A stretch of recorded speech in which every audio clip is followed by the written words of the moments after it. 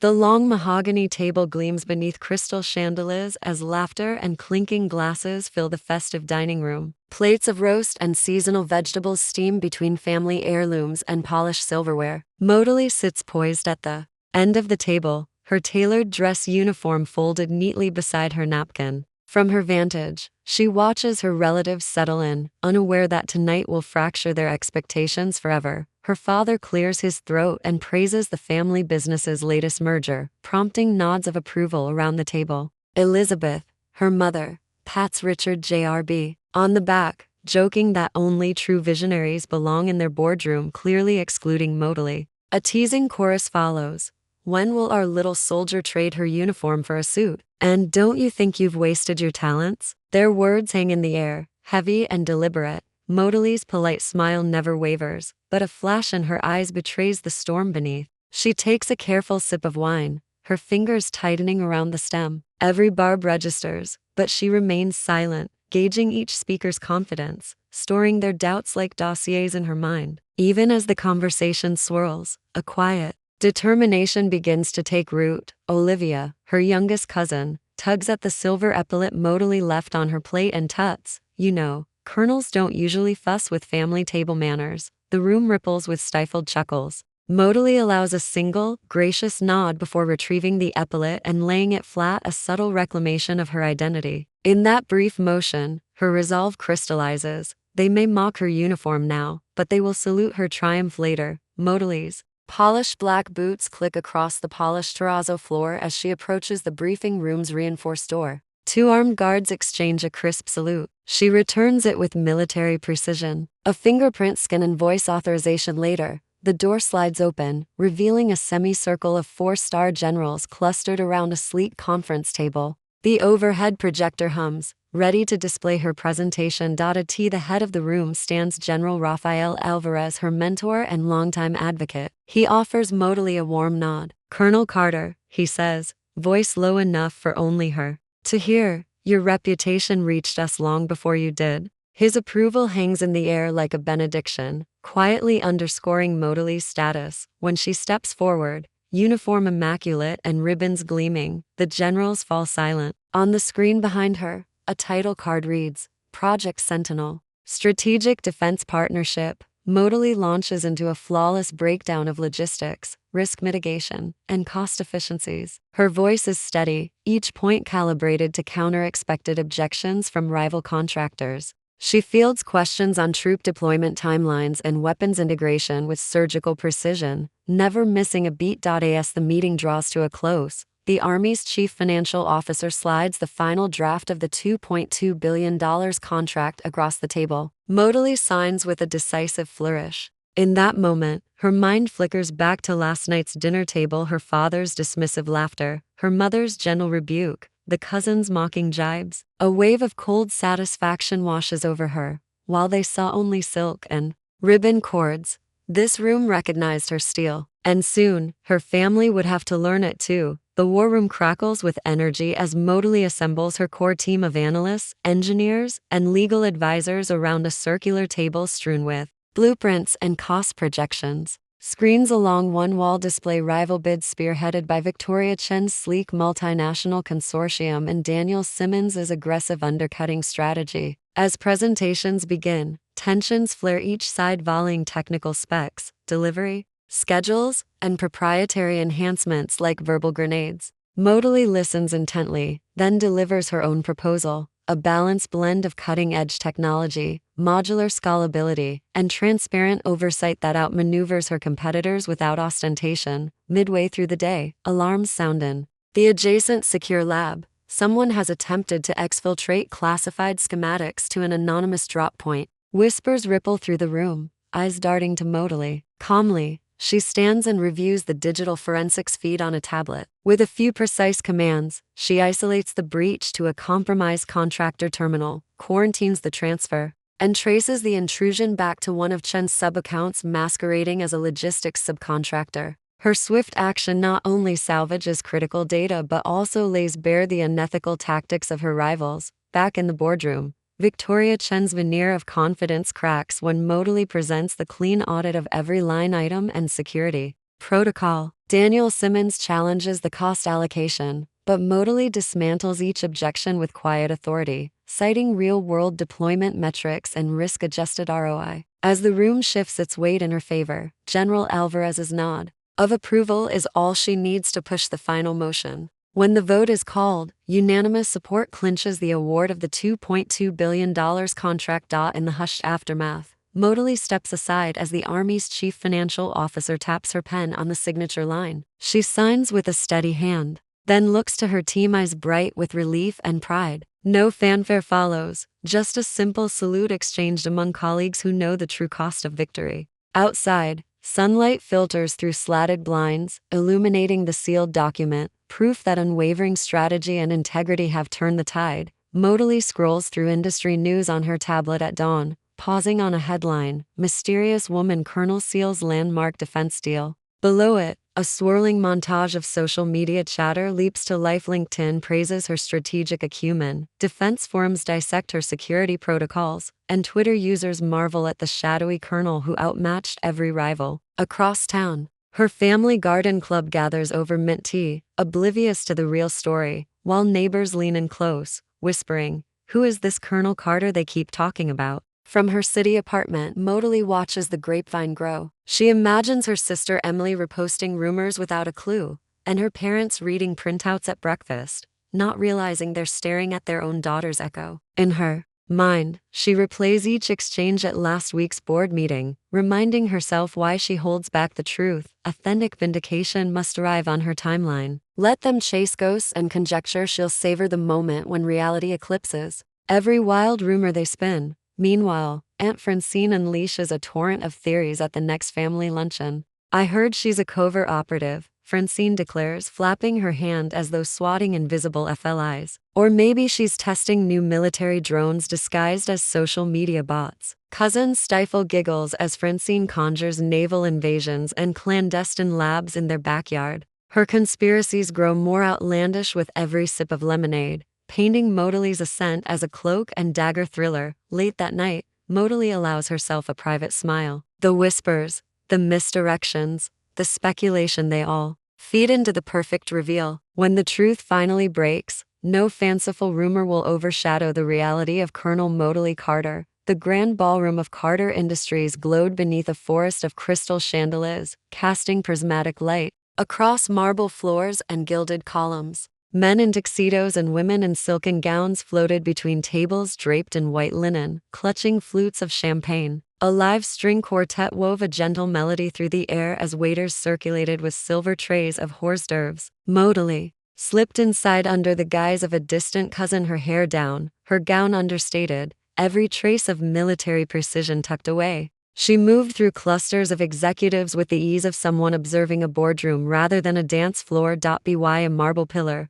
Richard Carter laughed as Marcus Reed and other senior partners toasted him for landing that game-changing defense deal. Their praise swelled like applause for a hero, yet she knew the truth. Softly, she drifted closer, engaging a contracts manager in polite conversation. "I'm curious," she murmured. "How is the performance bond structured for the Sentinel system?" He blinked, then offered a clipped overview of tiered payments and delivery milestones. Motalie nodded thoughtfully, letting him fill in the blanks. With each technical detail she gathered, her father's undeserved acclaim tasted ever sweeter. Later, she found Richard alone beside a fountain of orchids. He beamed at her, unaware of her secret identity. Leaning in, she offered in a low voice, "I'd love to help you finalize those contract revisions next week, Dad." His chest swelled with pride as he took her hand. She pressed a reassuring smile on him, all the while cataloging the moment for her grand reveal. Tonight, she played the supportive daughter, but the next time they celebrated, it wouldn't be his deal they clapped for. It would be hers.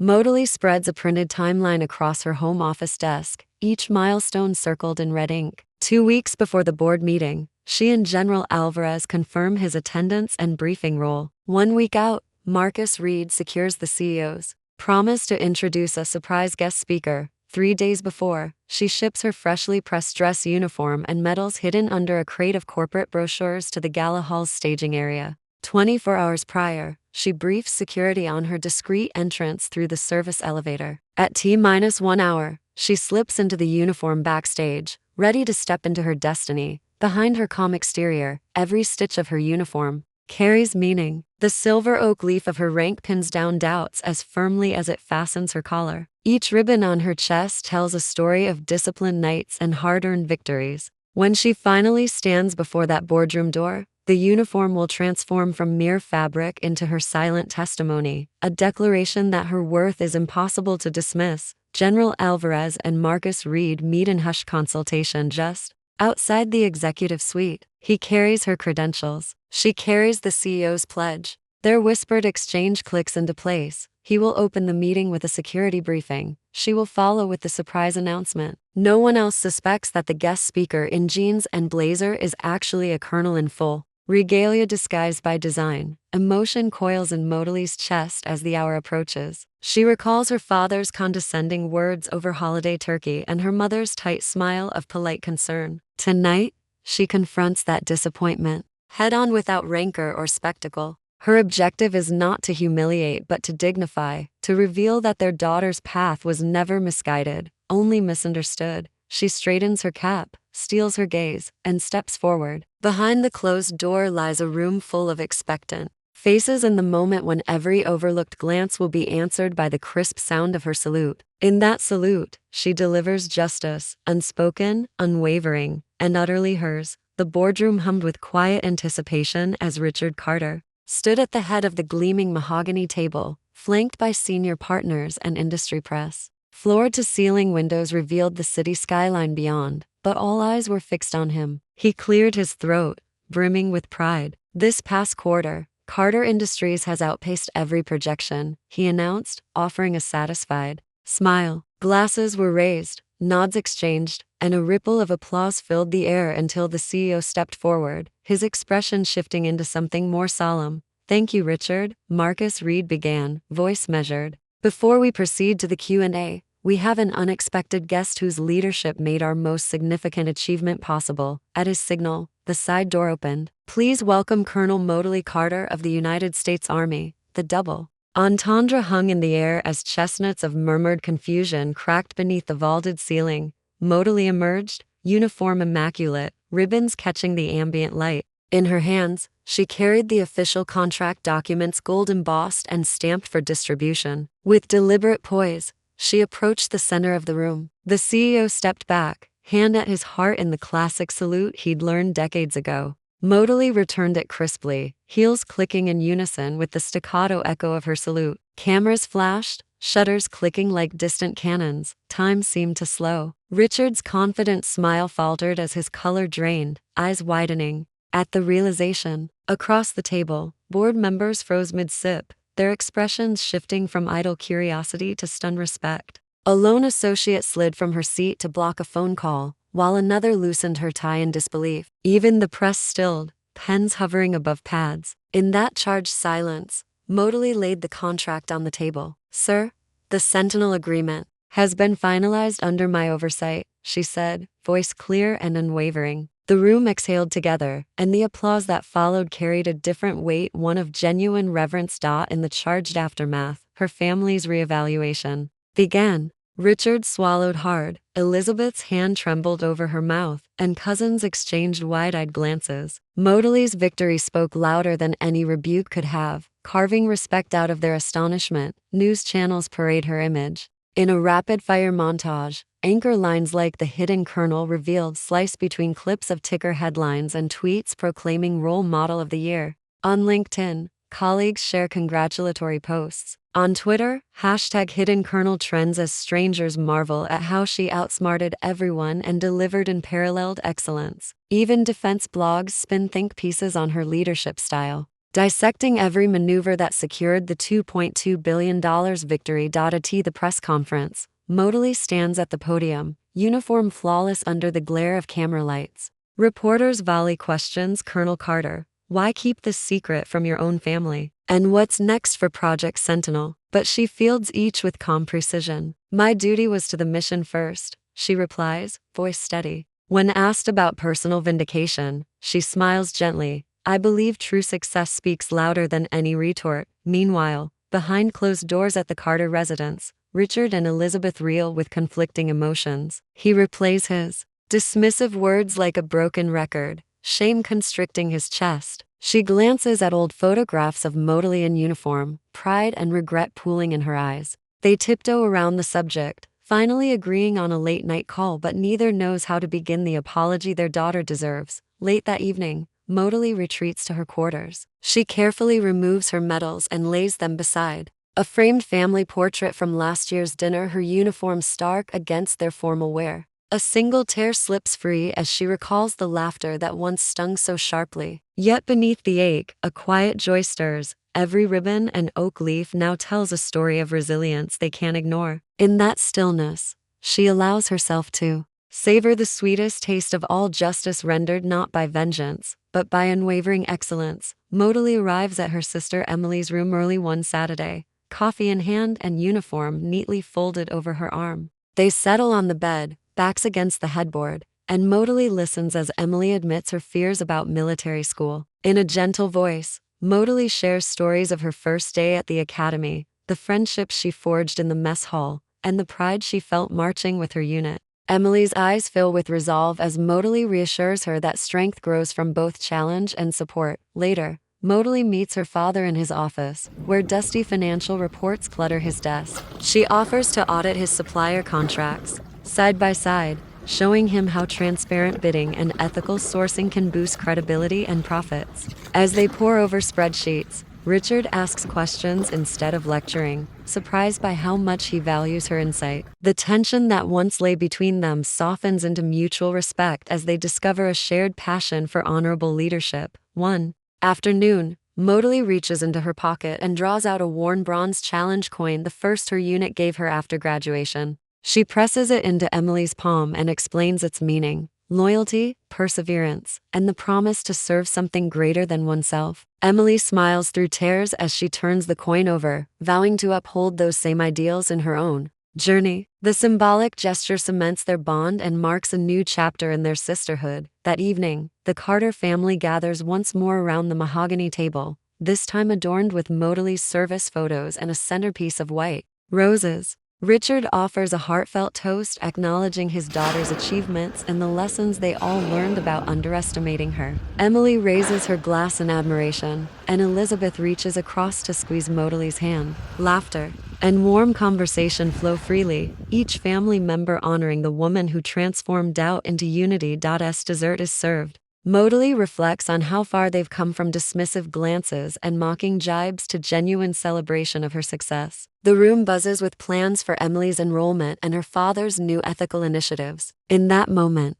she realizes that true reconciliation isn't granted by vindication alone but built through empathy, shared purpose, and the willingness to change together. A year has passed since the boardroom reveal, and the campus quad is alive with hopeful chatter as cadets in crisp uniforms gather beneath a fluttering banner: Colonel Motalie Carter Scholarship for Women in Defense. Sunlight filters through oak leaves, illuminating faces bright with ambition and nerves. Each recipient, a diverse group of young women from small towns and inner cities, stands ready to receive their scholarship coins and letters. Motalie steps to the podium, her dress uniform polished, medals gleaming like beacons of possibility. With steady poise, she addresses the cadets. "When I began this journey, I sought only to prove my worth. Today, I witness your potential, and that will always be far more powerful than any act of revenge." She shares stories of late-night study sessions and moments of self-doubt, reminding them that perseverance and integrity shaped her path. As she presents each scholarship, the cadets' proud smiles and grateful tears reflect the torch she's passing on: excellence as justice, inspiration as impact. Later, under a canopy of string lights, Richard Carter rises for a toast. His voice carries a blend of pride and humility. "My daughter taught me that legacy isn't built on inheritance or ego, but on lifting others up," he says, glass raised high. Around him, colleagues and family applaud, their applause echoing the transformation of both company and household from a place of doubt to a community of empowerment. As dawn breaks the next morning, Motalie stands alone on the academy's firing range. The horizon blazes with orange and gold. In crisp salute, she honors every challenge overcome and every life set on a new course by her scholarship. The sunrise silhouettes her figure, etching the promise of a future where success earned and shared becomes the sweetest form of justice.